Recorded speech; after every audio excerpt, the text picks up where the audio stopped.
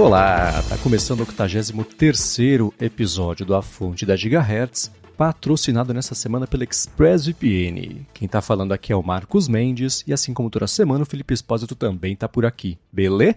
Tudo certo, Marcos. E aí, como é que vai? Tudo bom, a gente estava comentando nessa gravação aqui que estamos com um buraco enorme no coração, porque não tem mais For All Mankind pra gente conversar por pelo menos, acho que um ano e meio. Mas para preencher esse buraco enorme no nosso coração, está aqui pela primeira vez neste ano para receber um abraço e dar um abraço para todos vocês, José Adorno, tudo bom? Aê, oi Marcos, oi Felipe, é sempre muito bom estar no A Fonte.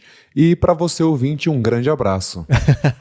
Abraço, Adorno. Abraço, Adorno. Bem-vindo mais uma vez aqui ao podcast. Eu quero começar contando para vocês uma história de... Eu tive uma esperança nesses últimos dias porque o meu Apple Watch, a bateria dele começou a expandir, né? A tela deu uma descolada de leve ali. E, bom, isso não é bom, né? Aí eu comentei esses dias no thread sobre isso, o pessoal falou, pô, leva na loja, né, bateria estufada e tal. O pessoal comentou, nesse caso de bateria específico, a Apple tem uma garantia especial aqui no Brasil de 5 anos, que eu até procurei, ela é de 3 anos lá fora, e 5 aqui. Eu falei, beleza, né. Passei lá na Apple Store no fim de semana, lá no Shopping Morumbi, expliquei a história toda, eles falaram, então, tem 5 anos mesmo, né, essa garantia. Eu falei, que bom. Aí ele falou assim, mas o seu relógio tem 5 anos e 2 meses, né, que você comprou, então não vai se aplicar pra mim. Não, porra. Isso é muito sacanagem. Pois é, eu conversei com ele, liguei na Apple Care, não tem conversa. 5 anos já é mais do que o suficiente, 2 meses a mais são 2 meses a mais, e vou desembolsar aí esses R$1.000 pra substituir por um modelo novo, porque no momento não tá meio na hora de comprar um relógio novo, né? A Adorno sabe que gastos de casamento não são baratos. Não sei se é uma coisa que a Adorno quer falar, mas vou só substituir mesmo e beleza. E é muito engraçado, Marcos, você falou do Apple Watch, mas eu vi recentemente 2 casos de AirPods Pro da primeira geração, né? Porque a Apple falou que era muito limitado, tem um recall, né, de AirPods Pro de primeira geração, que ele faz um ruído. E... basicamente, a Apple disse que era só o primeiro lote, mas basicamente assim, a primeira geração inteira tem esse problema.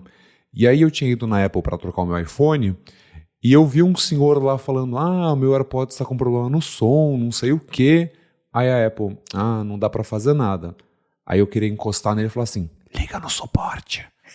Mas eu descobri, porque um amigo meu foi fazer essa troca, e o suporte falou, desculpa, a gente só pode fazer a troca depois de 2 ou 3 anos que o recall começa. Como já tem muito tempo, mesmo você tendo problema, paciência, compre outros. Pois é. Putz. Então, por fim, você pagou pra reparar lá o seu Apple Watch, eles vão substituir, já fez lá na hora, como é que foi? Ficou lá marcado que eu vou pagar são R$905.000, né, vou arredondar pra cima, porque vai doer igual. E aí falar, daqui a 10 ou 20 dias chega uma unidade nova aqui, você vem buscar. Aí eu acho que eu deixo o meu, né? Uhum. Então é isso, torcer que eu só tô usando pra fazer exercício, né? Como tenho comentado, porque deu alergia no braço, uma pulseira, então só uso pra correr e pra fazer academia. Então é torcer pra não explodir no meu braço enquanto eu estiver fazendo isso. E é isso, aí daqui a 10 a 20 dias eu volto lá na loja e pego o meu Série 4 novo. Podia vir pelo menos um mais novinho, né? Sim. Aí você conta como que é usar de novo o Series 4 pela primeira vez. Né? Faço o review dele, da bateria, né? Exato. A bateria, tá durando, sei lá, 8 a 10 horas. É nada assim, né? Mas, enfim, né? Aconteceu isso no fim de semana, eu quis compartilhar minha frustração com vocês. Vamos começar aqui com os follow-ups em relação às últimas semanas. E eu, por 2 semanas seguidas, falei sobre o fato da Microsoft ter tido problemas e não comprado a Blizzard, e o Vitor Oliveira falou que ele achou que tivesse entendido errado da primeira vez, mas eu insisti nesse meu erro na segunda, e não, a Microsoft comprou a Blizzard. Eu não sei de onde eu tirei que a Microsoft não tinha comprado a Blizzard. Acho que é porque eu acho que ela não deveria ter tido a oportunidade de comprar, né, que eu acho um problema regulatório enorme, mas a compra foi concluída no finalzinho do ano passado. Ela comprou sim a Blizzard com algumas restrições, né, de órgãos regulatórios.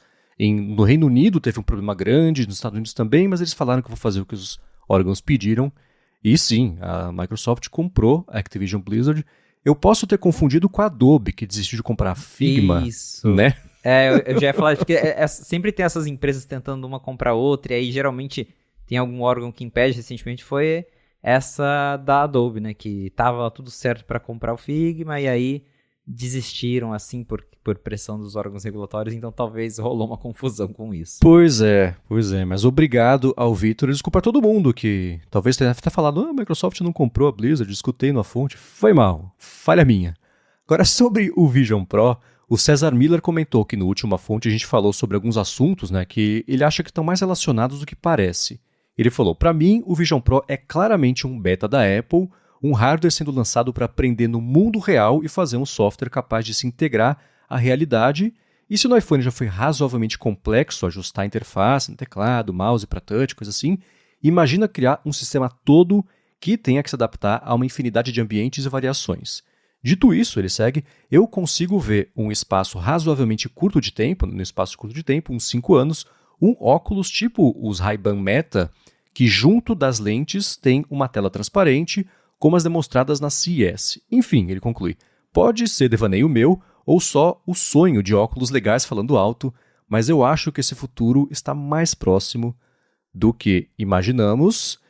E o que ficou bem próximo na semana passada foi o início das vendas, né? Na sexta-feira, finalmente, depois de muito mistério. Veio aí, mas agora sobre isso dos óculos, por um lado eu já até falei isso na fonte, eu acredito que o Vision OS e o Vision Pro em si é o início de algo que a Apple quer levar pra frente e, enfim, com hardwares diferentes no futuro, talvez eventualmente evoluir ao ponto de ele ficar mais compacto, virar um óculos, né, e o Vision OS poder rodar em mais coisas e aí até lá já vai ter um ecossistema mais completo.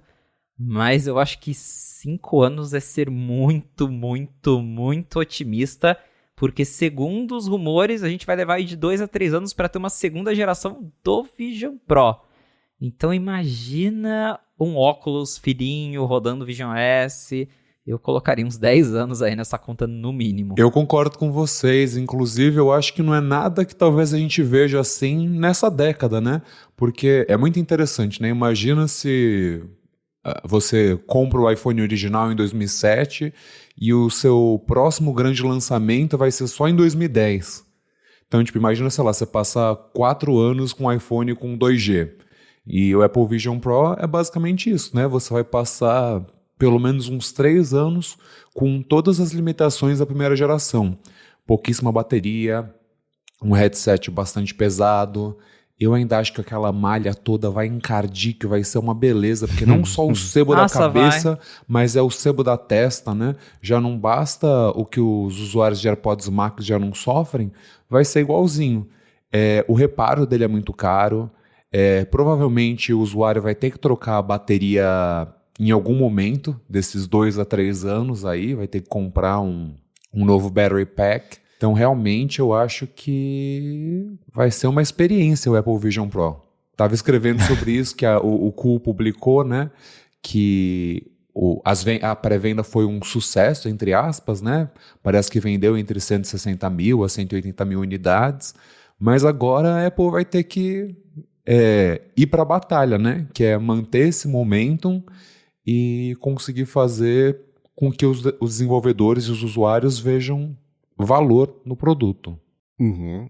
Tudo bem que existe uma diferença de preço e de escala, etc. É sempre complicado fazer essa comparação, mas o primeiro iPhone, 1,5 milhão de unidades vendidas, versus... Tudo bem que né, foi ao longo do ciclo de vida dele, e você vender isso 10% no lançamento é uma excelente notícia, né? Mas, ainda assim, eu queria até entender um pouco melhor as impressões de vocês a respeito do lançamento. Quanto tempo demorou, né, para começar a ficar cada vez mais distante aí essa entrega, mas só um comentário sobre isso que o César comentou. Eu também concordo que o caminho seja mais ou menos esse.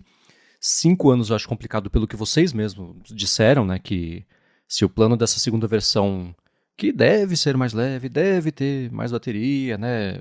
Com um processador mais bacana, mas não que a impressão que eu tenho é que o processador esteja limitando nada de experiência nesse momento. Eu acho que o caminho é esse, mas para você conseguir fazer esse lance da tela, a miniaturização de todo o resto ela vai ter que acontecer de um jeito muito importante, né? Porque você pega, por exemplo, o Microsoft HoloLens, aquele capacete enorme para você ter as telas pequenininhas na frente do olho e ao longo desses anos todos, ainda com uma tecnologia meio alienígena, o melhor que dá para fazer é o Vision Pro, que ele reduziu, mas é tão pesado quanto. Não lembro quanto é o HoloLens, mas eu lembro que ele pesava na cabeça. E o Vision Pro tem 600 gramas, né? Uma coisa assim. O peso de um iPad Pro, né? O peso de um iPad Pro. É literalmente, né? O iPad Pro na sua cara.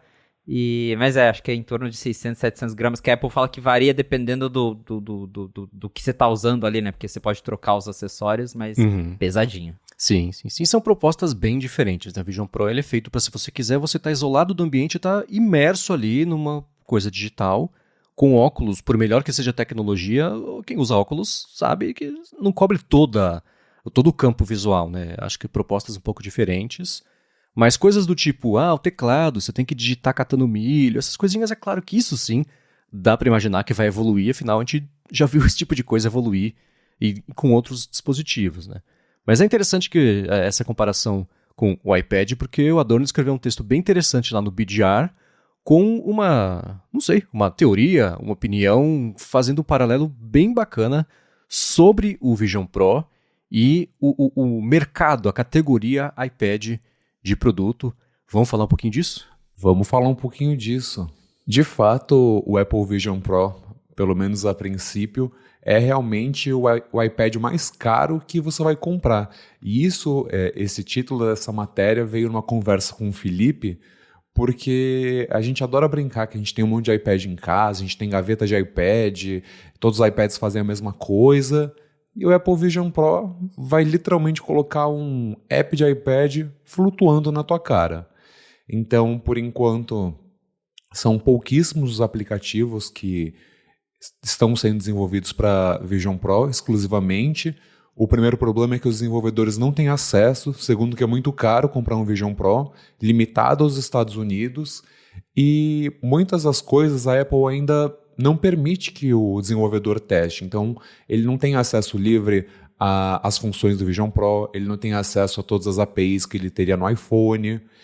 E aí aquela coisa, em 2010 era muito legal você pegar o iPad e brincar de Fruit Ninja. Nossa, eu me divertia, a gente faz a competição entre os amigos, nossa, fiz 200, não, fiz 215, fiz 300, jogar Infinite Blade e tudo mais. Só que hoje em dia o Apple Vision Pro você vai jogar o Super Fruit Ninja. Deve ser legal cortar umas frutas na realidade aumentada, mas são $3.500. Aí produtividade. Ele é ótimo para produtividade. Você só precisa de um teclado, de um trackpad e talvez de um Mac. Aí então o acessório do meu Vision Pro é um Mac. E por último, que é o entretenimento, realmente, eu acho que aí ele tem toda a chance de triunfar. Porque você ter essa experiência imersiva de só você vir numa telona, mas ao mesmo tempo gastar $3.500 numa tela, might as well, compre uma TV, né? A Samsung agora na CES apresentou uma OLED que tem uma tela anti-reflexo que parece a coisa mais incrível do mundo. Então já que você quer ver um conteúdo bacana, transforma esse dinheiro num setup de TV que vai durar pelos próximos 5 a 10 anos. Então, a princípio, é muito estranho olhar para o Vision Pro e ver que ele vai dar certo, porque é isso que a gente está falando. Parece que ainda tem um longo caminho pela frente, mas não vai ser um longo caminho como foi o iPhone e foi o iPad, porque a gente já tem todas essas fundações estabelecidas. O Vision Pro tem que ir além, e dessa vez ele não vai, porque o iPhone era o touchscreen, o iPad era a tela maior, mas o Vision Pro é exatamente o que, né? O que ele resolve na sua vida? Exato, porque eu vejo, né, enfim, eu acompanhei diversos comentários de diversas pessoas no fim de semana, todo mundo tá com opiniões, o pessoal tem gente revoltada porque os desenvolvedores não estão fazendo aplicativos para o Vision Pro, tem gente falando, calma, que vai dar tudo certo com o tempo, mas é difícil comparar esses produtos justamente porque o iPhone, né, mesmo a primeira versão sem os aplicativos, ele tava mudando muita coisa ali, e tinha várias coisas que chamavam a atenção e era mais acessível, então as pessoas podiam ir lá na loja e comprar um com certa facilidade, E o Vision Pro é isso, ele é legal, a gente nunca tá negando o que ele tem de legal, as tecnologias dele. Ele realmente parece ser muito impressionante, eu tenho vontade de testar um, só que, de novo, são $3.500 e eu não consigo me imaginar gastando $3.500 para entretenimento. Ah, eu consigo te imaginar gastando $3.500 para entretenimento. Ouvinte do A Fonte, não caia nessa conversa. Não caia nessa conversa. Eu gastando $3.500 para entretenimento já. Mas, não, a questão é porque eu concordo justamente com o que o Adorno falou. Eu adoro, eu já falei isso aqui uma vez, eu prezo muito por experiência na hora de assistir TV, tanto que a minha TV é uma topo de linha da Samsung, já de um pouquinho antiga, porque faz alguns anos que eu comprei, mas na época era uma topo de linha, justamente porque eu comprei uma TV bacana, então eu super também me imagino gastando hoje com um setup legal pra minha casa, que inclusive que é algo que eu posso, sei lá, dividir com os amigos, quando tem alguma coisa aqui em casa, todo mundo assistir junto, do que gastar $3.500 num negócio que só eu posso assistir e que se eu quiser ver um filme inteiro eu preciso ligar ele na tomada, porque a bateria de 2h30 não serve pra grande parte dos filmes hoje que tem mais de 3 horas de duração, então é meio complicado. Então quando ficar mais, sei lá, quando chegar o Vision Pro que custe $1.500, aí acho que vai ser mais justificável. Tipo, ok, vou comprar isso aqui pra assistir uns filmes, pra usar no avião, pra, né, ter essa experiência. Mas neste momento é um produto muito para entusiastas. E né, o Marcos comentou sobre as vendas, que o Mark Gurman, se não me engano, tinha falado que ia vender uns 80 mil, aí o Mintico disse que vendeu mais de 100. Só que a gente sabe que nesse primeiro momento, e a gente precisa sair da nossa bolha tech, esse número de pessoas, com certeza a maioria aí é entusiasta. São pessoas que já iam comprar o Vision Pro por curiosidade, porque gosta da Apple, que não importa o que o negócio faça, ia comprar. E como o Adorno bem pontuou, agora é ver se a Apple vai conseguir manter esses números em alta entre as pessoas normais. Porque assim, de hype inicial, até HomePod teve um hype inicial, que todo mundo tinha curiosidade de testar aquele negócio, e aí passou um tempo, ficou lá encalhado na prateleira. Então, a gente vai ter que ver como que vai ser isso aí. E é complicado porque tem a questão dos aplicativos mesmo, que a gente tem visto já que muita gente não está aderindo ao Vision OS. E aí eu vi um pessoal comentando na internet, mas é só apertar um botão, era só deixar o aplicativo de iPad. Não é bem assim. A gente até estava conversando com o nosso amigo William Max, abraço para o William. Ele tem lá o aplicativo Song Capsule, que usa a API do Music Kit. Essa API não está disponível no simulador do Vision OS. Então, não tem como o William saber se o app dele funciona ou não no Vision Pro, sem ele ter um Vision Pro. Então, assim, o que ele fez? Ele vai lá e vai desligar o suporte ao Vision Pro até que ele possa testar. O William vai pagar $3.500 só para ver se o aplicativo dele de iPad roda no Vision Pro? Provavelmente não, pelo que a gente conversou com ele. E essa é a realidade de muitos desenvolvedores. Para Disney, né, eles têm lá parceria com a Apple, receberam o negócio antecipado, legal. Mas a grande maioria não vai pagar $3.500 só para ver se o aplicativo funciona. E aí tem essa questão também, né? Porque o pessoal fala, mas a Apple diz que é só apertar um botão. Não é sempre assim. Às vezes tem aplicativo que vai funcionar numa boa, tem aplicativo que não vai. Aí se o desenvolvedor deixa o app dele lá em modo compatibilidade e o negócio não funciona, aí ganha nota negativa na App Store, que o pessoal fala, no meu não tá funcionando, não sei o quê. E aí ele vai lá e vai desligar até que, né, tenha a certeza de que vai funcionar. E aí até achei algo interessante que o Gurman comentou na coluna dele, e os cenários das App Stores são bem diferentes, porque quando a App Store chegou no iPhone em 2008, primeiro tinha uma empolgação em torno disso, porque a Apple está deixando os desenvolvedores venderem aplicativos para donos de iPhone. Então, tinha lá os 30% que a App Store cobra até hoje. Pô, legal, são 30% para um negócio novo, bacana. Hoje os desenvolvedores já estão cansados de pagar 30% para a Apple. E aí você soma que você está pagando 30% para vender um negócio para 100 mil pessoas em um país. E aí você tem o fato de que o Apple Vision Pro está disponível em um país, porque quando a App Store do iPhone foi lançada, foi justamente no lançamento do iPhone 3G, que foi quando o iPhone se expandiu globalmente. Eu lembro Teve aquela, acho que foi na WWDC de 2008, que o Jobs até fez aquele mapinha colorido com música de Natal, os países acendendo e todo mundo batendo palma, que foi quando o iPhone chegou no Brasil, inclusive. E como é que se alcança, né, os desenvolvedores se ele só está disponível nos Estados Unidos? São muitas questões. É um lançamento muito esquisito, até porque é um produto complexo. Só que assim, não é tirando o mérito do produto. É um produto que parece ser muito legal, que pode, né, que tem tecnologias legais, que pode entregar coisas muito bacanas. Mas para essa primeira versão, é difícil ficar otimista quanto ao sucesso, porque realmente é uma coisa que não é limitada em termos de tecnologia, mas essa disponibilidade reduzida e o preço alto, isso afasta muita gente, tanto consumidores e desenvolvedores. Então, acho que vai levar um tempo até a coisa ir para frente. Talvez quando vier aquela versão não Pro, que os rumores já estão falando que nos próximos 2 anos a Apple deve lançar uma versão que custe aí um pouco menos, aí talvez até lá já tenha o Apple Vision em mais países, aí mais desenvolvedores vão ter acesso, mas nesse momento não dá para apontar uma coisa, é um combinado de coisas que eu acredito que vai fazer com que esse negócio tenha assim um alcance menor, porque teve esse hype inicial, de novo, dos entusiastas, mas eu pelo menos não estou botando muita fé que esses números de vendas vão ficar altos pelo resto do ano, por exemplo. E tem uma coisa muito importante que o Felipe pontuou das vendas, é que na verdade a gente não sabe realmente quantas pessoas de fato compraram.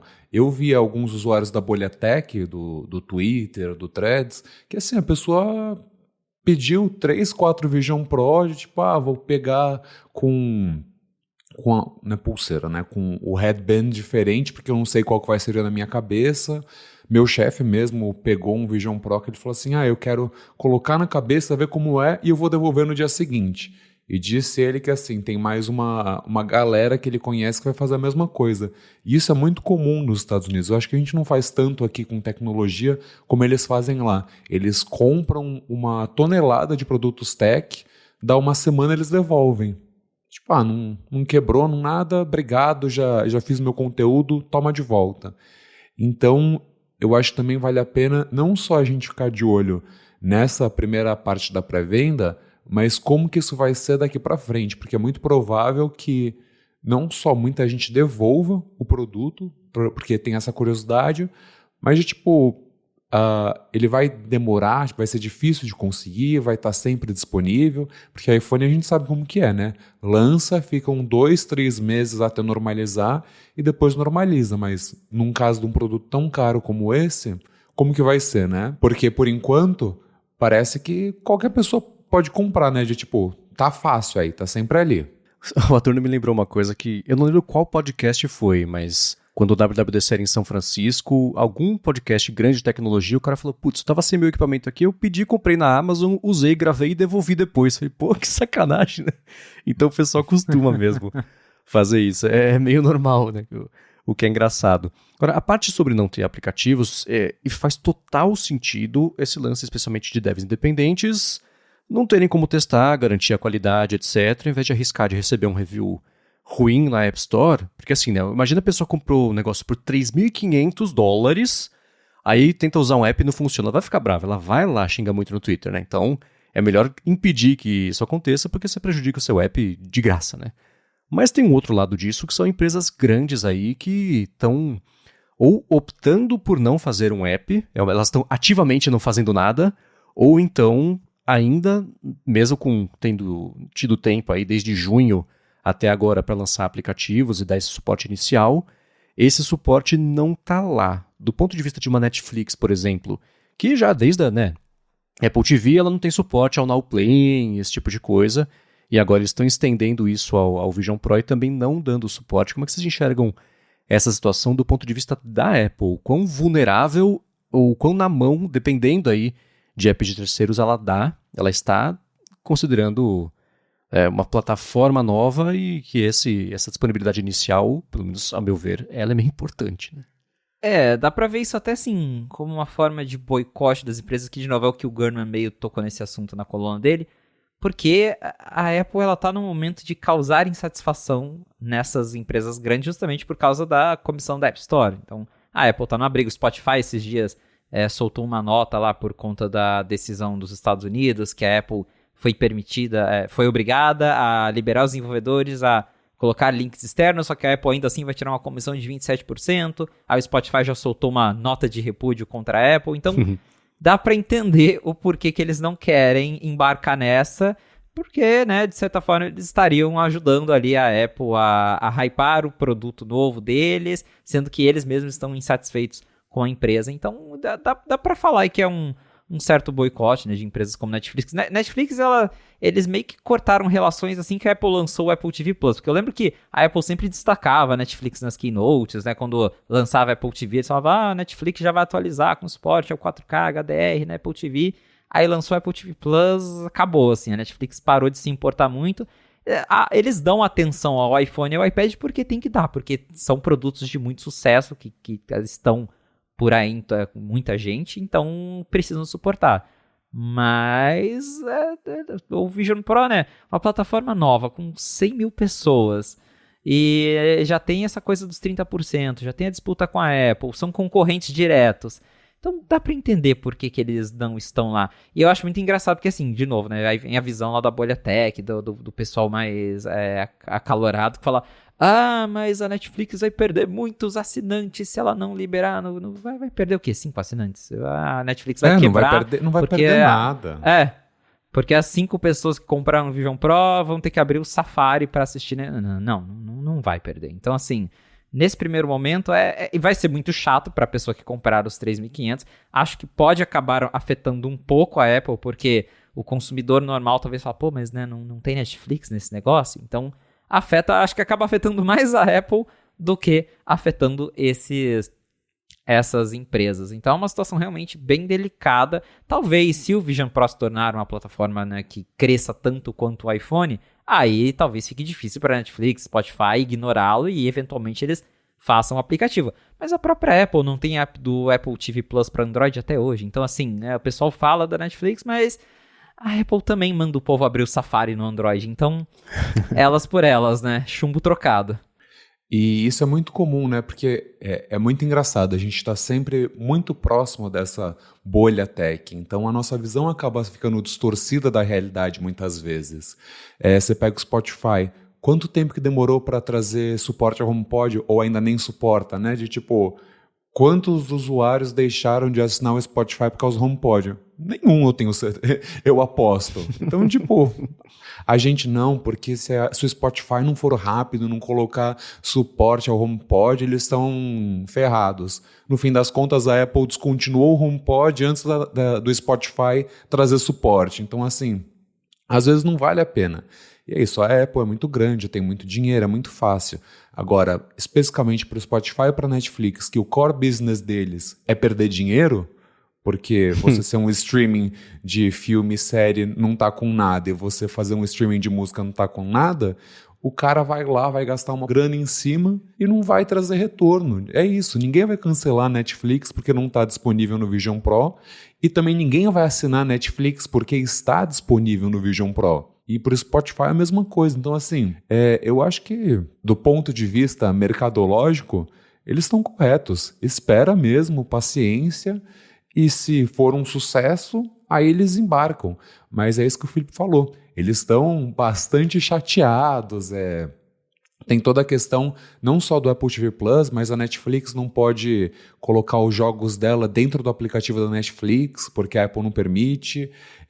Aí a Apple disse, ok, vocês podem linkar para fora, mas só tem aqui 27%, vocês têm que fazer, tem que mandar um relatório todo mês com os usuários pagando, tipo, gente... Isso é ridículo, é óbvio que ninguém vai fazer isso, é óbvio que não é benéfico para o desenvolvedor linkar para fora da App Store. Então, assim, tem muita treta rolando por trás e faz sentido de eles não liberarem, né, nesse primeiro momento, os aplicativos deles. Uhum. Eu acho que eu sou o usuário ideal da Netflix, porque eu assino, mas não uso muito. Então, pra eles é ótimo, né? Tipo seguro, né? Seguradora adora quem paga e não faz nada, né? Então, mas parte disso é porque não tem lá no Now Play. O que acontece? A gente liga aqui a TV em casa, vamos ver alguma coisa. Vou lá no aplicativo mesmo da Apple TV, que tem tudo que a gente tá vendo do Amazon Prime, tá vendo do HBO, de não sei o quê. Tem lá o carrossel, a gente scrolla, putz, tô na vibe desse. A gente começa a assistir. A Netflix nem entra nessa conta porque ela não tá lá. Eu não vou cancelar a Netflix por causa disso, né? Mas eu acabo não vendo coisas usando mais do que eu poderia usar, então... E no caso do Vision Pro, eu acho que inverte um pouquinho, porque é isso, né? O fato da Netflix não estar lá tira valor do Vision Pro, porque um dos pilares dele é isso, né? E uma outra questão que eu acho curiosa é o seguinte, né? Também, vida de casal, o que você faz? Senta no sofá, escolhe o que você vai ver. Com o Vision Pro, você teria que ter o quê? 2 Visions Pro, né? Espera, aí você combina com o casal ali pra dar play ao mesmo tempo pra eu conseguir ver a mesma coisa no ambiente imersivo, ver lá. Não, experiência SharePlay, né? Por favor. Então, SharePlay, Vai estar disponível no lançamento? Aí você olha pro lado, vê a persona, assim, da sua namorada, do seu namorado. Deve ser isso lindo. que eu acho que a extensão vai ser justamente essa, né? Você ter ali, sei lá, que seja o Mimoji de o corpo inteiro da pessoa do lado ali, na posição que ela tá mesmo. Essa parte compartilhada, que é a graça de ver uma coisa em conjunto na TV em casa, né? Então, isso ainda não existe, eu acho que isso vai existir. Mas para que isso exista, a plataforma tem que continuar evoluindo e tendo motivo para existir. Grande parte disso é a disponibilidade de aplicativos, especialmente quando é um dos 3 pilares fortes aí de assim, o apoio que a Apple está recebendo da Disney, aplicativo customizado, experiência customizada, bacana, mas esgota, né? Porque nem que você veja tudo que tem, se é fã de Star Wars, vê tudo lá, uma hora vai acabar, né? Assim como acabou. Nesse momento não tem nada de Star Wars novo, né? Então, ela vai precisar de mais e, nesse momento, ela depende mais de desenvolvedores do que o inverso, que é uma situação meio incomum para ela, né? E isso da individualidade, voltando a esse assunto, conta muito, porque voltamos do preço e aí eu volto também a concordar com a matéria do Adorno, né? Como o Vision Pro é um iPad caro. Porque tem aquela galera que defende que o iPad é computador, que você consegue trabalhar com o iPad. É só você comprar o teclado, a capinha, o Apple Pencil, e aí o iPad fica mais caro que um Mac, que acaba fazendo mais coisas. Eu, pelo menos, né, eu tenho o iPad com esse monte de tralha, às vezes eu invento de trabalhar com ele, mas no fim do dia eu volto pro Mac, porque é onde eu me sinto confortável. E é assim que eu vejo o Vision Pro para entretenimento. Deve ser super legal estar imersivo e ver um filme ali naquela que a Apple diz que ele fica com uma tela de 100 polegadas ali no seu olho. Deve ser super legal. Mas por $3.500 você faz um setup muito legal de TV, home theater, com um som incrível, Dolby Atmos e uma tela 8K que tem um brilho altíssimo, grande e que você pode dividir com as pessoas, né? Que você pode assistir. Não compre TV 8K. Não compre. Eu me arrependo. O Adorno tem opiniões fortes.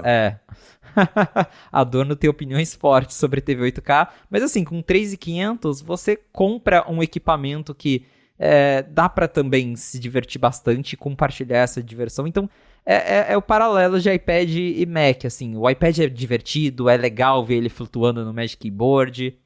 É legal, mas com o preço dele, né, você consegue comprar um negócio que talvez não pareça ser tão futurista e divertido, mas que às vezes entrega até mais. Então, assim...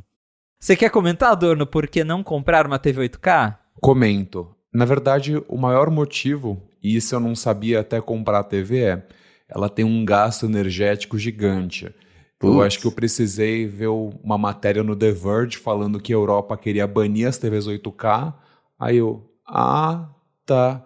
Porque assim, uma TV 4K padrão, ela tá sempre naquele padrão A, né? Ela tem um consumo energético muito baixo. As TVs 8K, elas são, acho que, C ou D. Nossa, então você chega perto da TV. É o Concorde das TVs. Exatamente. Sim. Então ela parece um iPhone 15 Pro, ela tá sempre quente. E assim, quando eu comprei, eu falei, não, vou comprar a TV 8K porque eu quero o fio único da Samsung, eu vou mandar calibrar a TV, que eu quero ter uma experiência ímpar. Então assim, calibrei a TV e tudo mais. Não faz muita diferença de verdade, assim. Sei lá, eu lembro que a primeira vez que eu comprei uma 4K, era daquelas 4K vagabunda de entrada. Eu falei, nossa, essa é a imagem mais linda que eu já vi na minha vida. E aí, com uma Super 8K, é tipo, essa imagem é boa, mas não muda a minha vida. Aí agora eu só fico olhando para essas OLEDs da Samsung, a do ano passado já estava muito legal, agora esse ano tem essa com a tela antirreflexo, enfim. E isso parece muito mais interessante, porque parece que a Samsung juntou o melhor dos pontos quânticos com o OLED, enquanto a 8K continua uma promessa. Ela é uma promessa há 5 anos já agora, e não está nem perto de ter um padrão, de ter conteúdo, de ter parceiro. Então, talvez seja o 8K pelos próximos 5 anos, seja TV 3D. Se eles fizerem uma dobrável, quem sabe algumas pessoas comprem. Agora, só para finalizar o papo sobre o Vision Pro, tem uma enquete rolando lá no 95Mac perguntando para as pessoas, tá? Quanto você pagaria por uma versão mais barata do Vision Pro? E as categorias são menos de $1.000, aí vai 1.000 a 1.500, 1.500 a 2.000, 2 a 2.500, 2.500 a 3. A maioria escolheu menos de 1.000, e aí logo em seguida vem de 1.000 a 1.500, isso em dólares, óbvio, que foi o que eu escolhi, por sinal. A minha pergunta para vocês é, qual seria o valor que vocês pagariam? E vamos explorar um pouquinho o que significaria ter um Vision não Pro, imagino, nesse preço bem mais barato. Eu, assim, sendo realista a nível Apple, eu chuto que esse negócio vai custar uns $2.000, a versão barata da Apple. Eu, talvez, por 2.000, talvez eu pensaria assim com mais carinho. Mas, idealmente, eu acho que 1.500 estaria mais ok para uma versão mais barata. A questão é, o que a Apple vai tirar desse negócio para ele ficar mais barato? Porque esse que é... Quando você, né, introduz a versão barata e depois lança um Pro, aí você é convencido de que, nossa, melhorou, tem coisas mais legais. Agora, fazer o movimento contrário parece ser tão estranho, porque a Apple apresenta o Pro como sendo o produto ideal, a coisa incrível, com tudo que ela tem de melhor a oferecer, e aí depois ela chega com o baratinho, né? Então, acho que vai ficar aquela sensação de, né, se qualquer coisa que ela tirar vai estragar o produto, não sei.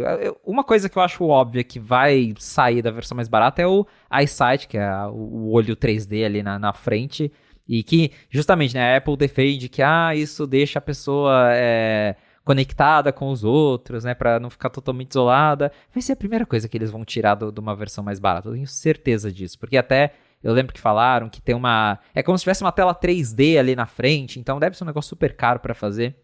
Certeza que eles vão tirar isso, talvez até o formato, porque justamente para ter esse 3D ali do EyeSight, eles fazem um vidro curvo, e aí esse vidro curvo tem uma produção mais cara, talvez a versão barata seja reta, né, tem um design um pouco menos refinado, mas de resto, porque assim, processador já é o M2, que já não é o mais novo da Apple, vai tirar ainda mais do que isso, né, aí eu já acho complicado, e o que eu imagino é eles tirarem o EyeSight e talvez os acessórios que vem na caixa, porque, né, ele vem lá com as duas cintas diferentes para você escolher qual é mais confortável, vem acho que com 2 tamanhos aquele negócio que você coloca entre o Vision Pro e o seu olho para melhorar o ajuste, então talvez só venha com um na caixa, talvez não tenha alto-falantes embutidos, aí sei lá, compre seu AirPod e use com o Apple Vision, é o tipo de coisa que eu imagino, porque mexer em desempenho ou diminuir a resolução, eu acho que isso estragaria totalmente a experiência e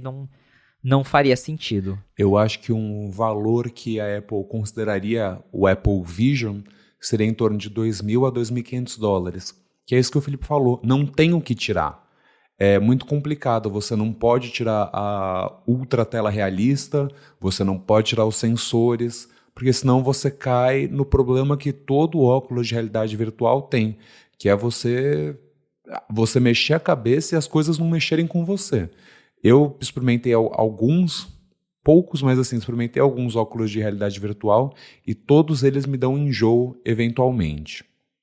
Então, eu imagino que se você tira essa super tela, se você tira esses super sensores, você acaba perdendo a essência do produto. E assim, querendo ou não, ele precisa ter essa experiência que você está sempre vendo as coisas muito fielmente. Talvez, isso assim, pensando agora, o Apple Vision, na verdade, seja o Apple Vision Pro de primeira geração.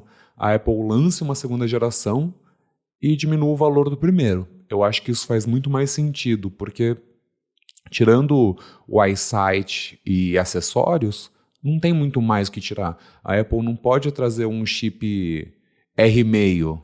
Então, assim, esse chip tem que continuar. Pelo menos o M2 tem que continuar.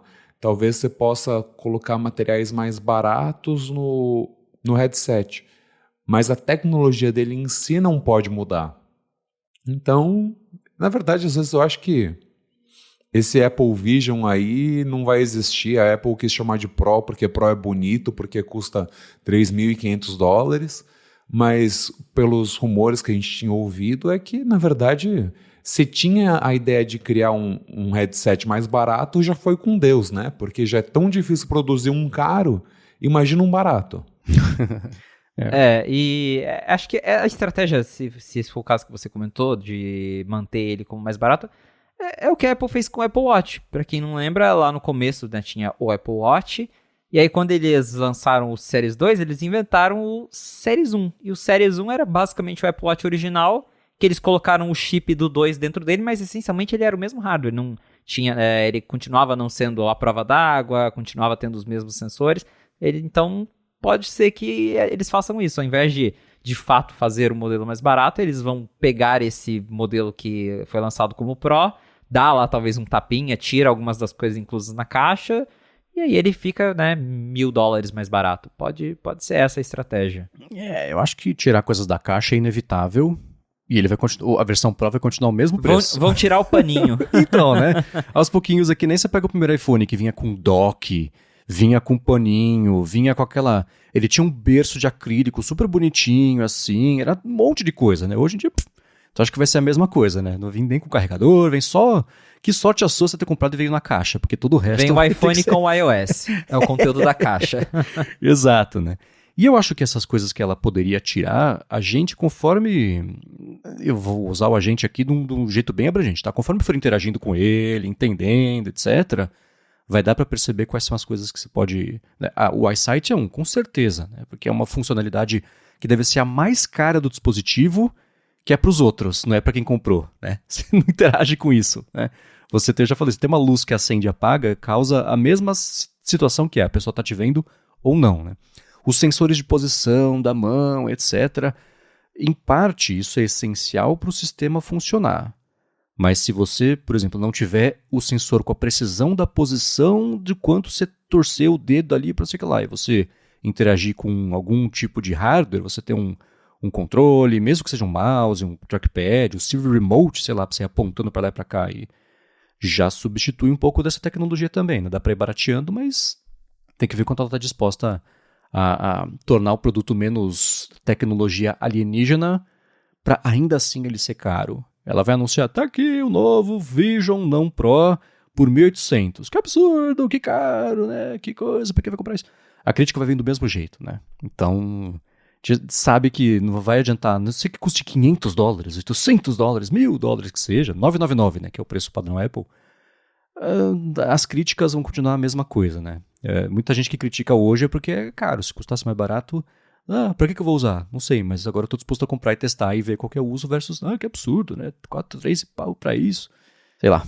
Agora, um outro assunto que eu queria trazer aqui pra gente discutir um pouquinho é justamente o que vocês falaram sobre o lance da App Store, né? Dos 27%, etc. Mas antes de falar sobre isso, eu quero agradecer a ExpressVPN que está mais uma vez patrocinando o A Fonte e segue oferecendo 1 mês para você testar de graça o serviço de VPN deles e depois 3 meses a mais extra na sua assinatura do plano anual. ExpressVPN é o seguinte, se você acessa Wi-Fi públicos de hotel, de aeroporto, do avião, do shopping, enfim, né? Geralmente isso é de graça porque os seus dados são o preço dessa conexão, os sites que você acessa, os servidores, por quanto tempo, os aplicativos, para isso e para, sei lá, instituto de pesquisa, diagnóstico de uso, etc. Mas com o ExpressVPN, isso não acontece porque os seus dados passam a ser criptografados, então nem quem está oferecendo conexão, nem a ExpressVPN sabe o que está acontecendo ali, o que é excelente para a sua privacidade, e tem um benefício extra que é o seguinte, você pode se conectar aos aos quase 100 países que eles oferecem de servidores, rotear sua conexão por esses países, e aí você acessa os seus streamings favoritos e você tem acesso ao catálogo desses países que é diferente do Brasil, o oposto também, né? Então, se você está fora, quer ver uma coisa que só tem no Brasil, você acessa a ExpressVPN, escolhe o Brasil e pronto, você destrava esse conteúdo. Ou se você quiser só ter a sua conexão mais protegida, sem precisar acessar nada de fora, tudo bem, você liga a ExpressVPN, passa pelo servidor brasileiro da ExpressVPN instalado no Brasil e pronto, sua conexão está segura, sem perder velocidade, que é bacana, que eles investem muito em estabilidade da conexão.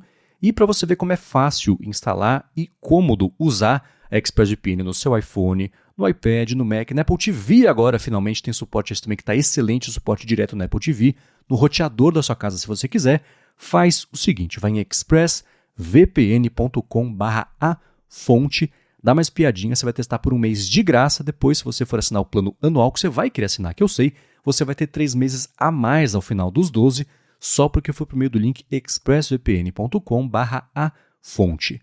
Muito obrigado, ExpressVPN, pelo patrocínio de mais esse episódio do podcast e pelo apoio a toda a Gigahertz. Valeu, ExpressVPN! Vai lá, Adorno, brilha! Valeu, ExpressVPN! Aê!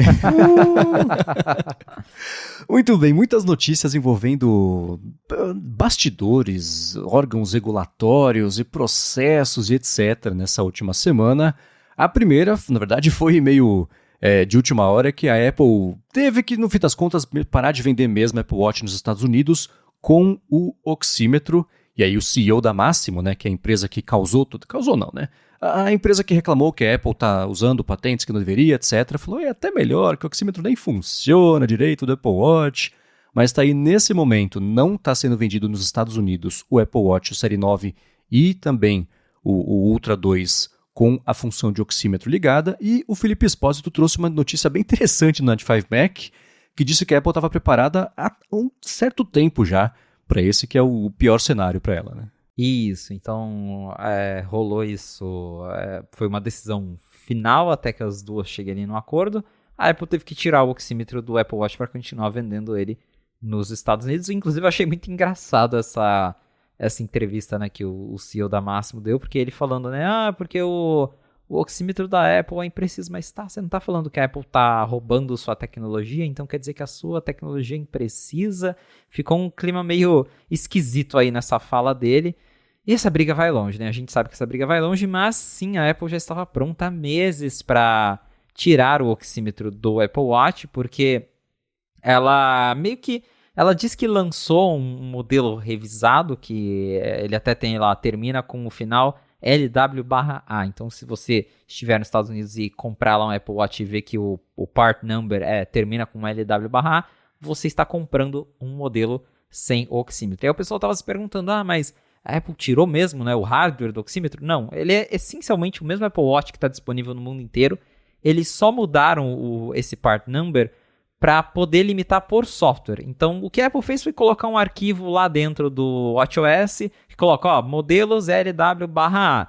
Desliga o oxímetro nesses modelos. Então, é assim que ela está restringindo, porque dessa forma ela consegue restringir só para os modelos vendidos a partir de agora. Então, isso também é um negócio meio confuso, né? Porque tá rolando a disputa lá, mas ou pelo menos eles não obrigaram a Apple a desligar para todo mundo nos Estados Unidos. A obrigação foi desligar o oxímetro só para quem está comprando a partir de agora. Então, foi isso que a Apple fez. E a gente, fuçando ali nos arquivos internos do sistema, a gente descobriu que esse identificador LW/A, que é desses modelos sem oxímetro, esse arquivo para bloquear o oxímetro para esses modelos já estava pronto lá dentro do sistema desde outubro, que foi quando a ITC, né, o órgão regulador lá dos Estados Unidos,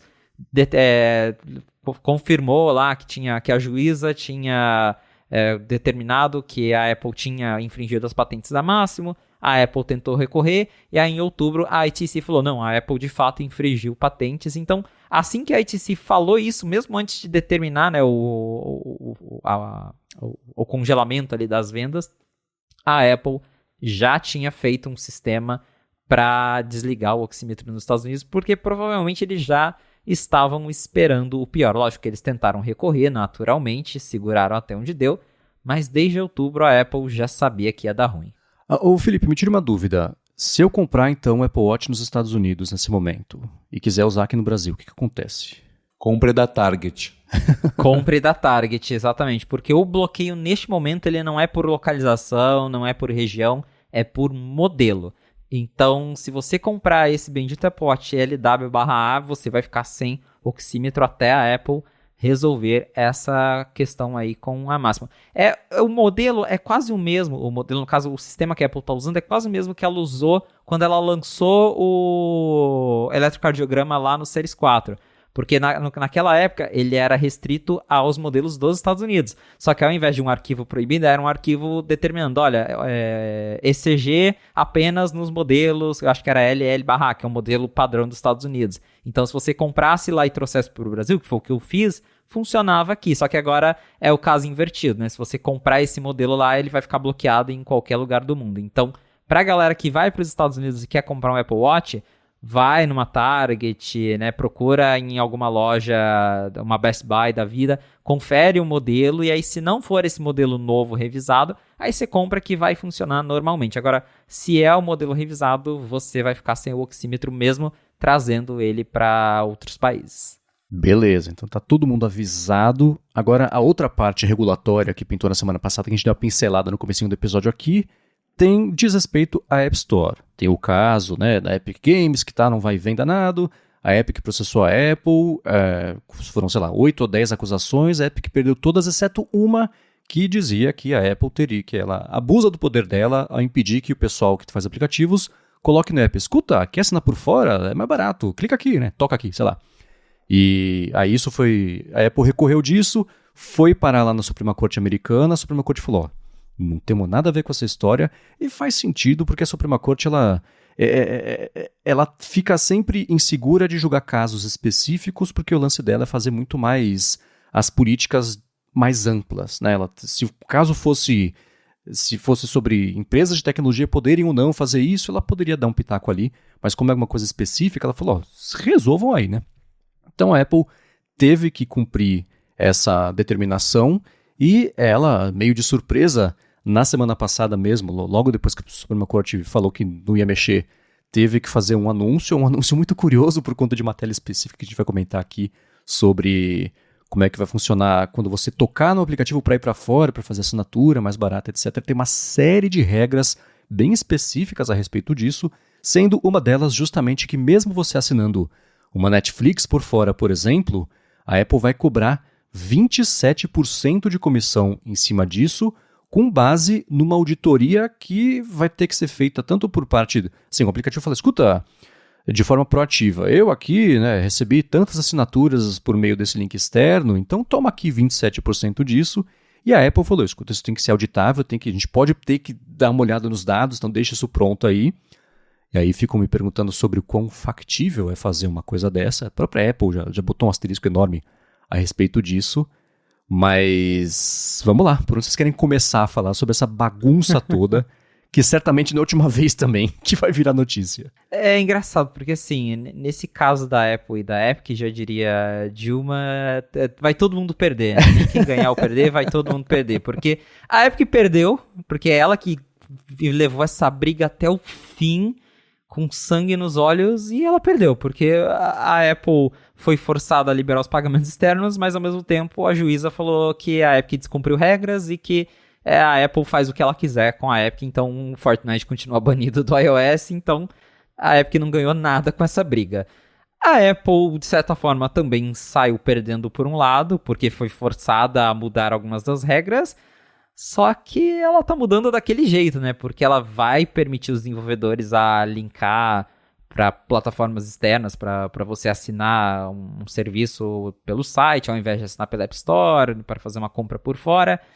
Mas teve essa questão aí dos 27%, que é extremamente questionável, né? Porque... Primeiro que eu não entendi que eles, né, tanto ali a juiz e até a Suprema Corte, entenderem que a Apple estava tendo uma posição de monopólio ao forçar os desenvolvedores a assinarem pela App Store. Aí eles forçam a Apple a permitir você assinar por fora, mas também deixam a Apple cobrar quase o que ela cobra dentro da App Store. Então eu também não entendi muito isso. E claro que os desenvolvedores não ficaram felizes, porque a ideia de você assinar por fora, do ponto de vista do desenvolvedor, é justamente você economizar com a comissão da Apple, que é de 30%, cai para 15% se você tiver um ano de assinatura recorrente, aí a Apple dá um desconto, mas essencialmente 30%.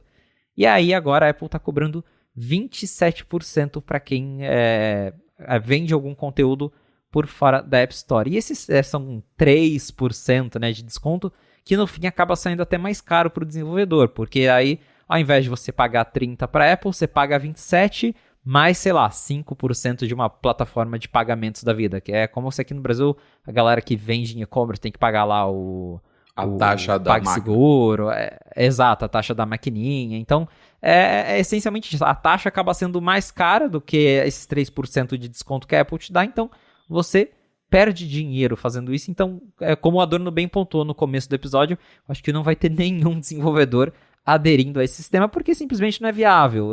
Então, eu não vejo qual que foi o sentido de aprovar isso, de levar essa briga até agora para meio que deixar as coisas como estão.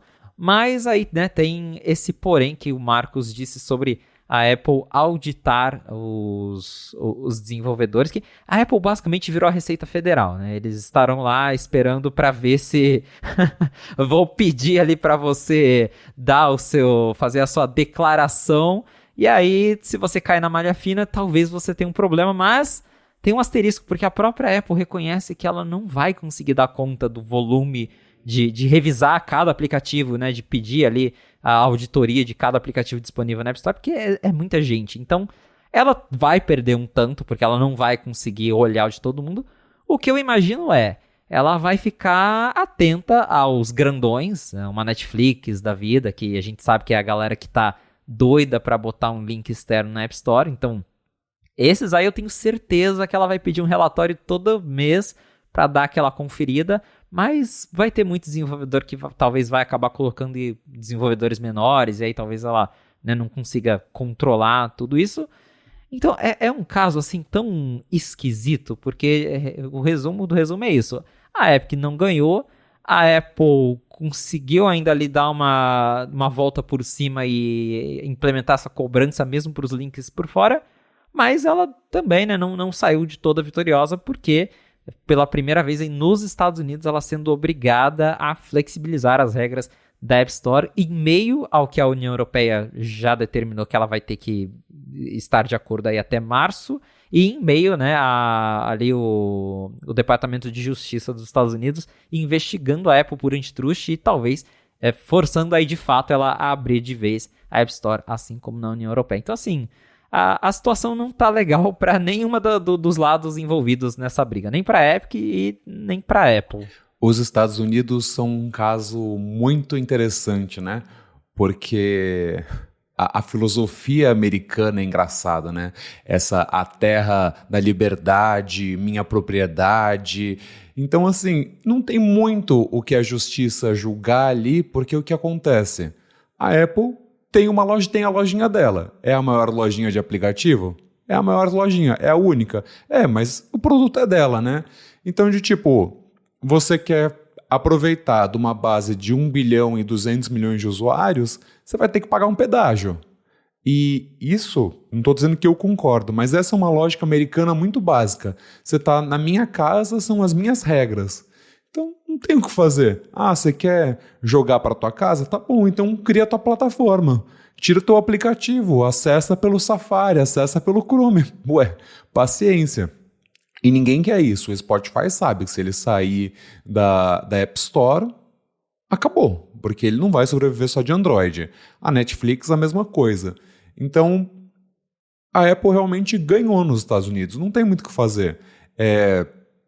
Pode ser realmente que os desenvolvedores de sacanagem resolvam entrar nessa e falar, beleza, vamos começar a linkar para fora.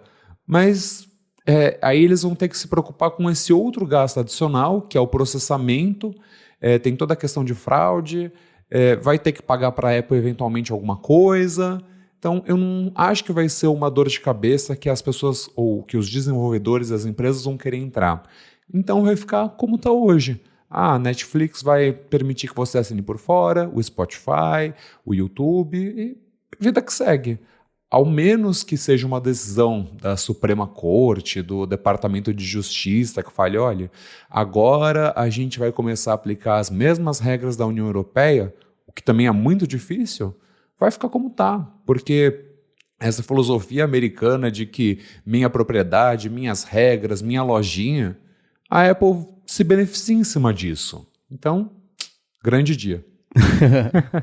No próprio caso da Epic foi assim, né, no caso. E é curioso porque a Epic ganhou a batalha dela contra o Google, perdeu no caso da Apple, exceto por essa acusação das 10, ou nem lá, não lembro quantas foram. E a juíza falou isso, né? Tá, se tá certo ou se tá errado, nesse ponto é irrelevante. Você concordou com as regras que ela falou, que são dela, e não tem o que fazer nesse caso. Por isso até que o Fortnite segue ali fora da loja.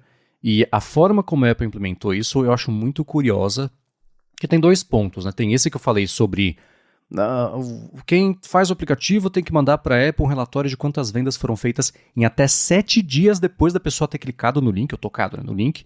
Então, se, por exemplo, hoje, segunda-feira, eu tocar no link da Netflix para assinar lá no site dela, eu não assinar, mas no domingo eu resolver assinar, para a Apple ela fala assim, isso aqui foi a gente que levou, conta como comissão da Apple, né? Então é uma regra curiosa, estou curioso para ver como é que isso vai na prática funcionar. E a outra coisa também é a regra sobre como que essa oferta tem que ser implementada dentro do aplicativo. É numa tela separada, num único lugar do aplicativo, vai poder falar, fazer esse convite para a pessoa visitar o site ali, né, com jeitos específicos, são 3 ou 4 jeitos padrão de mostrar a oferta. E eu também estou curioso para saber como é que isso vai ser controlado, ou enfim, né, porque dentro do app é dentro do app, né, a própria app que mostrou que você tem como, né, de forma remota, de forma dinâmica, atualizar isso. Então estou bem curioso. E nesses 2 casos a Apple fala, escuta, tem que ser assim, e a gente vai fazer o que a gente puder para garantir que isso esteja sendo cumprido, sabendo que não vai dar para cumprir, então, gente, tenta fazer, por favor, tá? É muito curiosa a forma como ela anunciou isso. O aviso também, né, quando você tocar, quero sim assinar por fora, tem um aviso gig, parece quando tá com acessibilidade no texto no máximo do tamanho. Nossa, você está prestes a ir para um site externo, a Apple não se responsabiliza pela privacidade ou segurança de compras feitas na web. E aí mais para baixo ela fala sobre não vai ter nenhum tipo de proteção de suporte da Apple para fazer pedir dinheiro de volta, administrar a assinatura, etc. A Apple não pode mexer. Então é uma tela bem, bem, bem curiosa. O pessoal do podcast Upgrade, lá da Relay FM, falava que a Apple ia fazer uma tela tipo, este app pode te matar. Não ficou muito longe. Tão assustadora a mensagem, né? Mas o que eu quero mais ver Imagina na prática. Qual vai ser a tela do sideloading.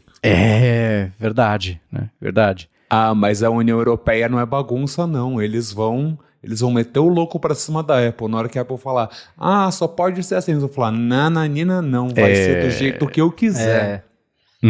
O negócio vai ser louco na União Europeia. Os Estados Unidos são bagunça. A Europa não. Se gritar União Europeia, o Tim Cook sai correndo.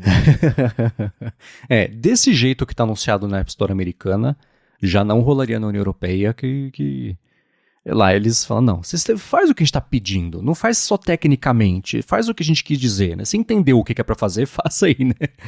Então vai ser bem curioso esse cabo de guerra. E o que o Felipe comentou, né, dessa investigação toda de antitrust para cima da Apple nos Estados Unidos, deve ser anunciada em março também, né? Então, os próximos meses aqui da Fonte vão ter muita discussão sobre regulação, vai ser bem interessante. E uma coisa que eu comentei, acho que foi no ADT, assim, né, esse ano vai terminar bem diferente do que ele começou, quando o assunto são as lojas, regras, etc. Acho que os próximos anos aí de App Store vão ser moldados agora em 2024.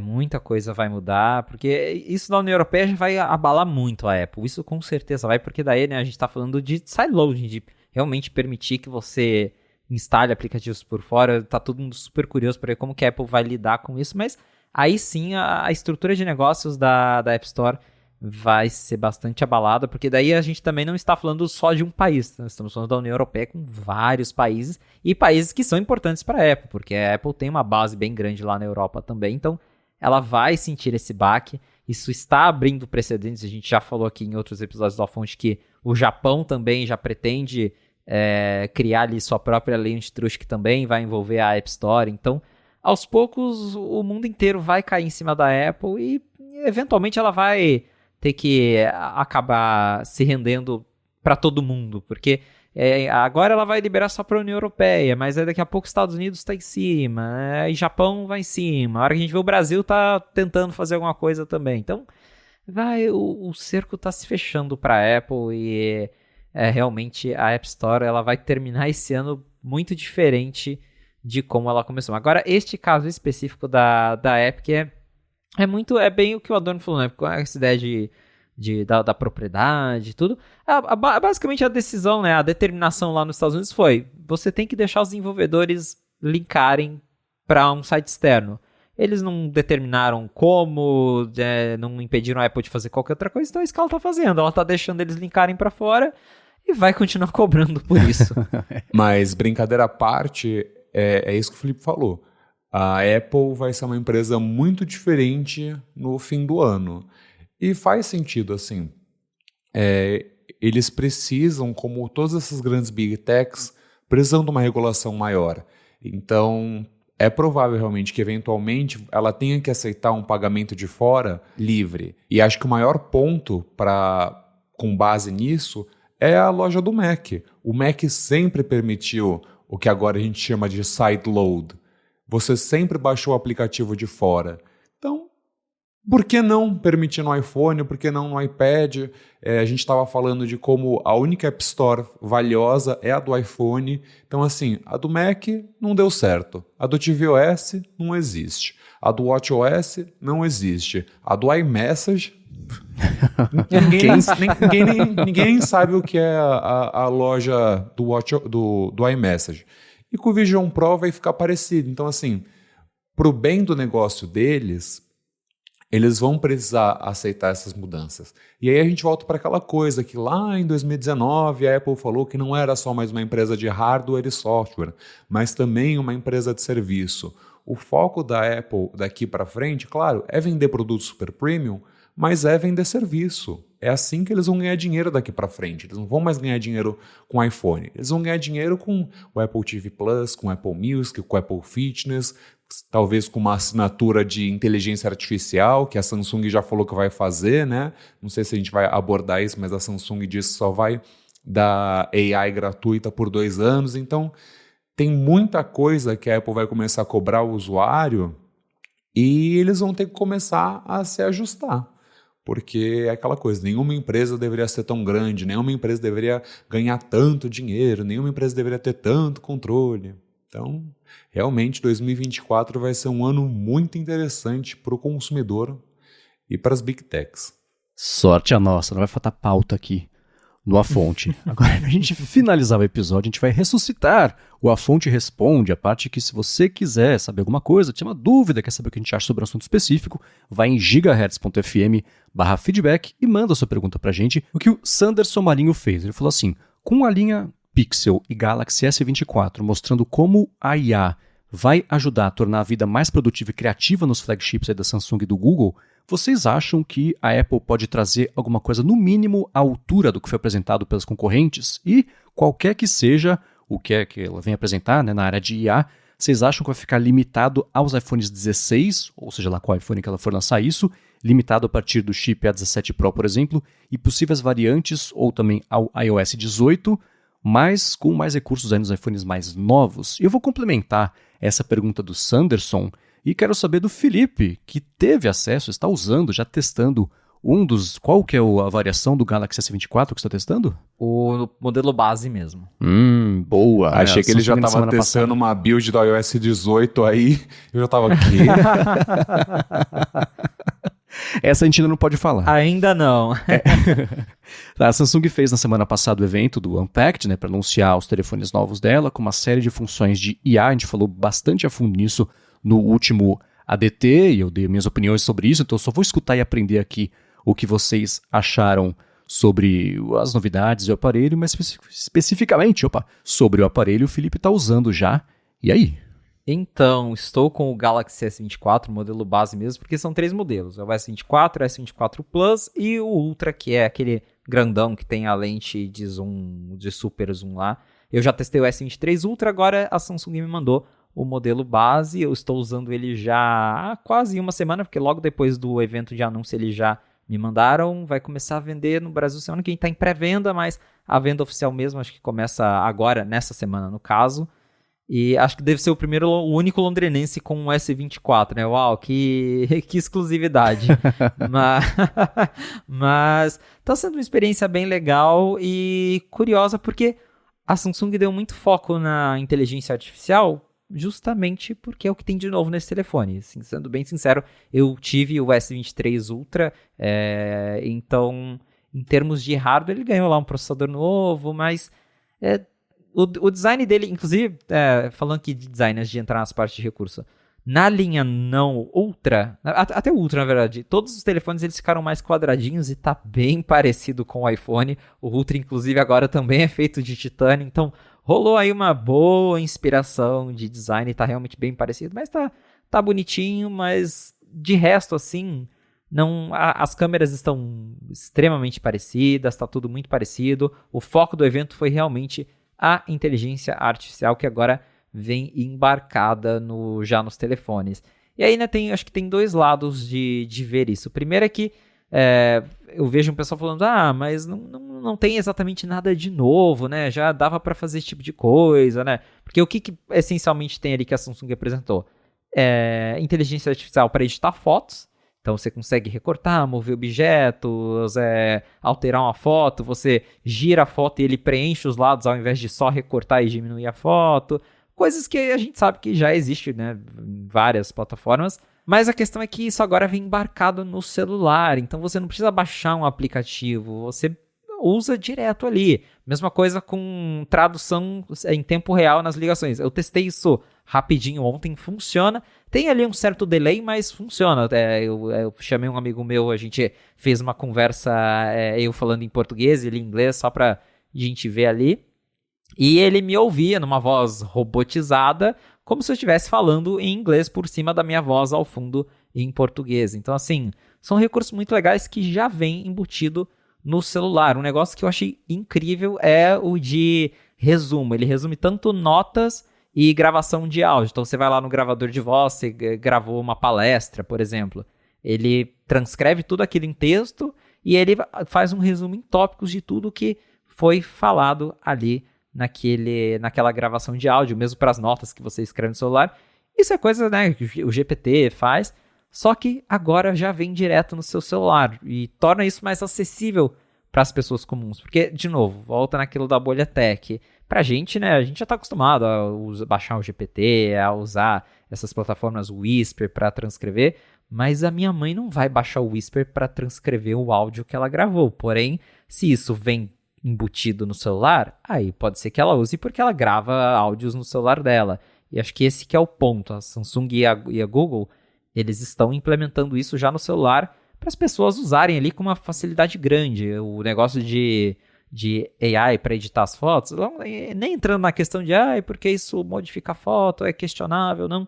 Eu acho muito legal porque você tem uma sujeirinha ali na foto, você quer apagar, você clica ali, só circula assim com o dedo, ele já faz a sujeirinha desaparecer. Eu até fiz uma brincadeira com uma foto de um avião que eu circulei o avião, aí você só arrasta o dedo assim, aí você move o avião pela imagem. É divertido, inclusive a Samsung, quando você edita uma imagem com AI, ela coloca uma marca d'água da estrelinha no canto para indicar que aquela foto é uma foto gerada por inteligência artificial, que não é a foto original. E fica nos metadados também da foto. Fica lá, Galaxy S24 e um tracinho, foto com AI. Então ela tenta deixar isso claro, porque a gente sabe, né, que tá toda essa questão de fotos alteradas e tal. Mas o recurso é bacana, a questão é que funciona, isso da tradução funciona, da transcrição de áudios e de resumir as coisas funciona, é super prático, é super bacana.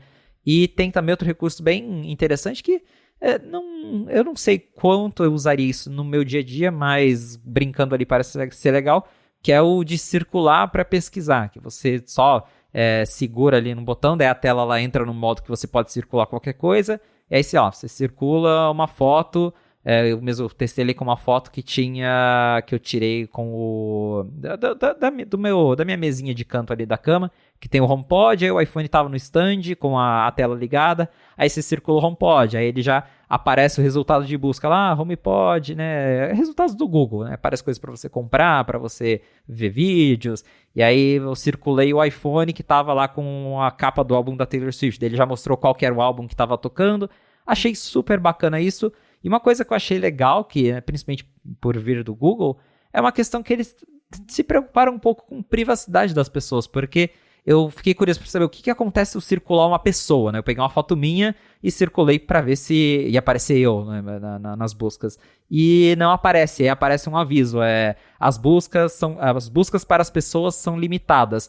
E aí, por exemplo, quando eu circulava meu rosto, ele encontrava os óculos que eu estava usando e ele conseguiu encontrar o modelo de óculos que eu usava. Em uma foto com AirPods, ele buscou os AirPods, mas em nenhum momento ele buscou o meu rosto. Então, de questão de privacidade, eu achei bem bacana. São recursos legais. Não sei se vale comprar um hardware novo só para isso. Tanto que a Samsung anunciou o S24, né, usando essa propaganda de inteligência artificial. Só que ela mesma já disse que alguns recursos serão liberados para os aparelhos mais antigos, não todos, porque eles falam que alguns... É o que a gente já até, e aí entra no que o Sanderson disse, que a gente já meio que chutou aqui que a Apple vai fazer, que algumas coisas eu acho que vão vir no iOS 18 para todo mundo, porque são coisas processadas online, e algumas coisas a Apple vai falar que precisa da nova Neural Engine do chip A18, que daí vai ser processada localmente no iPhone 16. Mas são coisas legais de se ter embutidas no celular, né? De novo, coisas que você já pode baixar na App Store, mas que se você tem ali pronto, mais pessoas usam, torna aí a vida das pessoas mais prática. E sobre, né, estar equivalente às AIs de competidores, eu tenho um pouco de receio, porque a gente conhece a Apple, e a Apple, ela tem um problema muito grande em globalizar recursos, porque esse da Samsung mesmo funciona, acho que em uns 8, 10 idiomas, português é um deles, as coisas do Google também, e a gente sabe que quando a Apple lança coisas, principalmente envolvendo o nome Siri, é aquela coisa, funciona em inglês. E geralmente, né, fica assim, até hoje não tem Siri em português no HomePod, então eu espero que seja, né, algo equivalente ali, mas talvez eu né, conhecendo a Apple, eu não crio tantas expectativas assim de ver algo tão amplo, por exemplo, nisso de editar fotos. Eu não sei se a Apple embarcaria nessa de mexer em fotos com AI, conhecendo, né, todo o discurso da Apple, então pode ser que isso eles não façam, mas eu estou esperançoso para ver algo tão legal quanto o que eu vi aqui no aparelho da Samsung, que reforço mais uma vez. Não é algo inédito, mas é algo embarcado no celular, e acho que isso faz bastante diferença. Me tira uma dúvida, Felipe, quando ele fala que a busca de rostos, ela é limitada ali para usar o Circule para pesquisar, ela na verdade, você falou que ela não é que é limitada, você usa um outro termo, que ela ou é limitada, mas assim, ela é proibida? Acho que é limitada mesmo. Tá, ou existem situações em que dá para buscar o rosto e ela explica mais ou menos o que é, tem uma interrogação ali? Não tem explicação, é só assim, nos testes que eu fiz, que eu tentava circular uma pessoa, ele já mostrava os resultados, só que embaixo, logo em cima assim, aparecia um ícone, um asterisco que falava as buscas para rostos são limitadas, não explicava o porquê, mas eu imagino que isso já seja um recurso anti-stalking. Exato, é o sonho do stalker, você tem 3 segundos um jeito de saber exatamente quem é aquela pessoa. O lance de circular para encontrar, eu vi o pessoal, nossa, já tinha o Google Lens. Sim, já tinha o Google Lens. Essa é a implementação mais perfeita de uma funcionalidade que de fato é útil, né? Em vez de você ter que sair, tira o print, sai do aplicativo, abre o Google Lens, sobe a foto, não. É o jeito mais rápido, mais fácil de fazer isso. Apresentaram como IA, e não é exatamente IA, né? Apesar do resultado ter integração com a IA do Google, aí sim, outra coisa bacana, mas de novo, né? Isso aí já está dentro de novo do Google Lens. Agora, Adorno, me tira uma dúvida. Você, vendo essas mudanças todas, essas novidades que pintaram aí nos telefones Galaxy e com que você observa também que a Apple vem investigando, adotando, é uma coisa que, até juntando com a pergunta do Sanderson também, você imagina que essas coisas possam chegar já no iPhone, nesse próximo iPhone? O que você veria como limitação de hardware ou de software, ou de nenhum dos dois, mas que ainda assim poderia ser exclusivo dessa versão nova versus o que todo mundo já tem? Como é que você olha para essa sopa toda? O que eu acho muito interessante no que a Samsung tem feito é que, assim, eles falam como se fosse tudo deles, mas na verdade é 50% a Qualcomm com o Snapdragon 8 Gen 3 e a outra parte é o Google, né? Então, por enquanto, lança no Galaxy S24 e no Pixel 8, mas o Google disse para o BGR que a maior parte desses recursos podem ser aplicados em celulares com especificações muito fraquinhas, porque como é tudo processado na nuvem, basicamente, você não precisa de um grande hardware, de um grande neuroengine. Então, esse Circle to Search é muito fácil de você fazer para qualquer outro aparelho. Eu acho que a Apple deve fazer muito parecido com o que o Felipe falou. Quase que todo mundo vai ter acesso a algum tipo de AI, até porque, apesar da Apple abominar essa palavra, a maior parte dos recursos do iOS utiliza, que é o aprendizado de máquina, de alguma maneira. Então, assim, todo iPhone hoje tem AI, sempre teve. E ainda mais por todos serem produtos Pro, né? Todos são produtos Premium, não vai ser difícil para implementar. Eu acho que o iOS 18 deve trazer recursos focados em processamento no aparelho e que esse vai ser o grande chamariz do 16 Pro. O iPhone 16 Pro faz 1 bilhão de pesquisas no dispositivo, então você não precisa se preocupar. Inclusive agora com o Apple Watch Ultra 2 e com o Series 9, no WatchOS 10.2, eles adicionaram esse recurso de que você pode perguntar para a Siri questões de saúde, né? Tipo, quanto que eu peso, coloca aí que eu bebi 300 ml de água e isso não sai do seu dispositivo. Ou toque uma música e você não precisa mais ir para a nuvem para voltar. Então, acho que esse vai ser o foco da Apple, o que talvez ajude a expandir para mais regiões, apesar de que, mais uma vez, como o Felipe disse, é muito provável que a maior parte das novidades elas estarão disponíveis para grande parte de iPhones, mas basicamente nos Estados Unidos.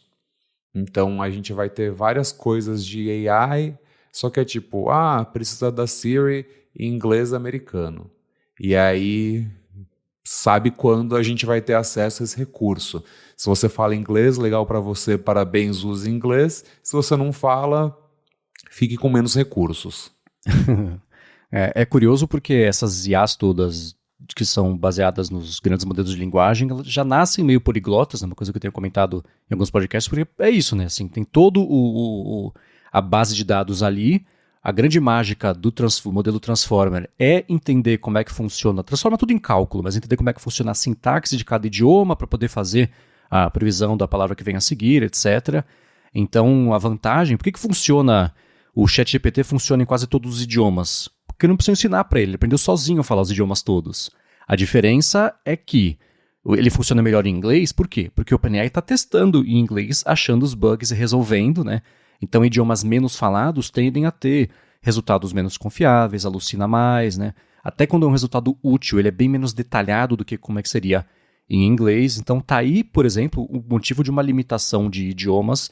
No caso, acho que o de tradução mesmo lá do Galaxy novo, acho que são 13 idiomas, incluindo já o português, né?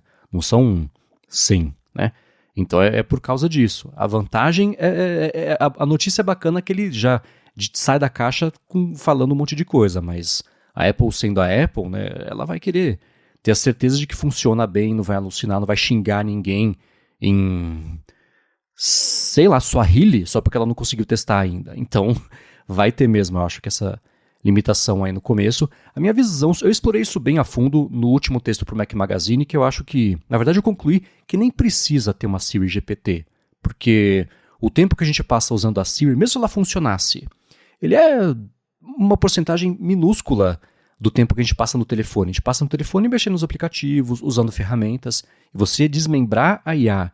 E você pode chamar tudo de Siri, não tem problema, mas usar a IA onde a gente está, nem falar que é IA. Não é assim, agora o Pages, ele vem com o Apple Smart Magic Assistant. Não, você vai lá, você vai ter um prompt, você usa esse, né?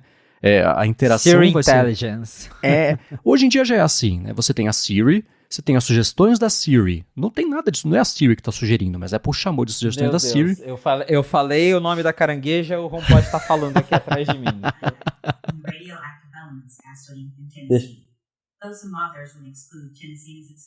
Ele tá falando ainda. Poxa, Eu já... Ele tá lendo um artigo do Wikipedia. Olha. Bem-vindo à inteligência do assistente pessoal. Uma enfim. demonstração ao vivo aqui de como que a Pois coisa é. funciona. Então eu não quero alguma coisa assim mandando e-mail por mim, né? O ponto que eu ia chegar é exatamente esse. Mas a gente já tem o que a Apple chama de Siri em algumas sugestão, etc. Os cards da Siri no Apple Watch, que não tem nada de Siri, mas a Apple chamou disso para colocar esse verniz de uma inteligência artificial embaixo de um pacote que é mercadável, que eu brinco do marketing, não de manipular as pessoas, mas de como é que você apresenta do ponto de vista de comunicação. Então, eu acho que no iOS vai ser bem parecido, né? Você não precisa ter a Siri GPT que faça as coisas todas. Mesmo que a utilidade... Por que o ChatGPT faz aquilo tudo? Porque ele é uma coisa só. Ele é uma interface só, um aplicativo só para você mexer em texto, mexer em imagem, mexer em planilha. Se você já tem um editor de texto, já tem um aplicativo de fotos, já tem um aplicativo de planilhas, você desmembra essa inteligência nessas coisas e vai funcionar teoricamente bacana, porque é o que a gente sabe do GPT. Então, se não tivesse a Apple não apresentar uma Siri GPT na WWDC, tudo bem, desde que venham as outras coisas de IA nos aplicativos que a gente usa de fato, né? Aí sim vai ter uma vantagem que eu acho que vai ser enorme. E Marcos, eu acho que é muito provável que esse Siri GPT, na verdade, acabe nem existindo, pelo menos para o consumidor final. Porque, basicamente, tirando todas essas outras coisas que a Apple já usa, o aprendizado de máquina, você pega um GPT de tipo, qual o sentido da vida? O que você acha do fulaninho? E a Apple toma muito cuidado com isso, porque depois fica, foi a Apple que disse. Lembra daquelas matérias que tinham quando a Siri lançou de tipo, o que a Apple pensa de Jesus? O que a Apple pensa da vida após a morte? Então, assim, é mais provável que seja como a Bloomberg disse. Eles vão usar aquilo para Apple Care, de tipo, fala aí pra gente qual que é o teu problema.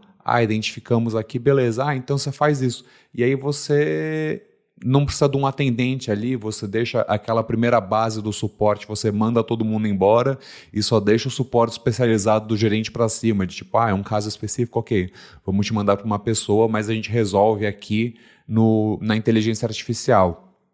E de resto, é isso. A Apple já faz, só não promove como AI. Então, você já tem o Smart HDR, que é um aprendizado de máquina. Não estou dizendo que é bom ou não, mas assim, você já tem essas funções. Você já tem as predições do que você está escrevendo, você já tem sugestão de aplicativo de acordo com o horário, com a localização, do quanto você usa. Então, todas essas coisas a Apple já usa e ela tem essa vantagem de que todos os chips dela são premium. Então, todos eles têm um bom Neural Engine, todos eles vão fazer um bom trabalho. Agora vamos descobrir o que eles vão fazer. Se vai ser tudo no dispositivo, se vai ter diferenças para o 16 Pro, se eles vão fazer um marketing mais pesado como o Google e a Samsung têm feito de edição de imagem, porque justamente por essa questão de a privacidade é um direito humano fundamental, talvez você nunca tenha, pela Apple, a possibilidade de mudar uma foto absurdamente, porque aí seria eles te ajudando a contar uma história irreal. Então, assim, talvez você possa fazer isso no Photomator ou no Pixelmator, como a Apple promove, e eles fazem isso, mas a Apple em si nunca vai te oferecer esse recurso específico. A tradução simultânea, com certeza. Talvez circular para pesquisar, eventualmente. Mas isso que você vai mexer em vídeo, em foto, eu acho que eles vão deixar para os outros players do mercado. Inclusive, isso de foto, uma coisa que repercutiu bastante é que a Samsung fez um downgrade na lente do S23 Ultra. Ele não tem mais 10x zoom óptico, ele tem 5 igual ao iPhone 15 Pro. Só que agora a Samsung usa inteligência artificial para melhorar a resolução da foto e ela diz que a qualidade fica tão boa quanto a que a lente 10x tirava. Enfim, então uns comparativos assim não fica tão boa, mas dá pra ver que continua sendo uma foto com uma resolução bem alta. É algo que a Apple poderia fazer com o iPhone, mas ela não faz. Novidade, justamente porque ela tem essa recursos. coisa, né? Novidades e menos recursos. Mas a Apple não faz justamente porque ela tem essa coisa de não alterar a realidade, né? Então, eu também não vejo a Apple lançando coisas de AI para editar fotos e vídeos, mas eu adoraria ver, por exemplo, né, sei lá, tô lendo um e-mail, aí eu peço pra assistente virtual da Apple falar, resuma esse e-mail aqui pra mim. Aí vem lá o resumo bonitinho. Então, esse tipo de coisa eu espero que apareça, porque isso é bem legal. Muito bem, para achar os links do que a gente comentou ao longo do episódio, vai em gigahertz.fm/afonte/83 ou dá mais piada nas notas aqui do episódio. Obrigado, como sempre, a vocês que escutam, especialmente quem avalia, especialmente mais ainda quem recomenda a fonte para mais gente poder descobrir o podcast e chegar por aqui, bater esse papo, ainda que unidirecional na hora que você está escutando, mas pode ter o gigahertz.fm/feedback depois para dizer pra gente que você achou. Quero agradecer a ExpressVPN pelo patrocínio do episódio de hoje e especialmente hoje ao Adorno pelo seu tempo e sua disponibilidade para receber e distribuir abraços aqui no episódio de hoje. Muito obrigado, Marcos, pelo convite. Muito obrigado, Felipe. É sempre muito bom estar aqui no A Fonte. Por favor, continue recomendando a minha volta. Que aí a gente aparece mais, conversa mais, troca mais ideias. É sempre muito bacana participar aqui do podcast com vocês. Muito obrigado, gente. Vocês me encontram no Instagram e no Threads como José F. Adorno. E é basicamente isso. Não me encontrem no Twitter, por favor. Muito obrigado. E vocês podem acompanhar o excelente trabalho do Adorno no BGR também, que pouca gente vai lembrar que ele BGR porque era Boy Genius Report. Aí virou BGR. Vai ter link na descrição, especialmente para essa matéria que o Adorno fez sobre a relação entre o Vision Pro e o iPad, que a gente comentou aqui no comecinho do episódio. Felipe, diga lá. Primeiro, abraço Adorno. E segundo, valeu galera, obrigado por ter ficado com a gente até o final de mais um episódio do A Fonte. Se quiser me encontrar nas redes sociais pra gente bater um papo, é só me procurar no @felipe.exposito, lá no Instagram e no Threads. Boa, eu sou MVC Mendes lá no Threads também, no Instagram e no Mastodon. Apresento aqui na Gigahertz a área de trabalho toda quarta-feira com a Bia Kunze e a área de transferência toda sexta-feira com o Guilherme Rambo, Bruno Casemiro e Gustavo Faria, nosso querido Coca-Tech. Apresento para a Alura o Hipsters Fora de Controle, que sai toda sexta-feira no feed do hipsters.tech e escrevo todo sábado para o Mac Magazine. Obrigado mais uma vez pela audiência de vocês e a gente volta na segunda que vem. Um abraço e até a próxima. Um abraço e até a próxima. Abraçador! Bye.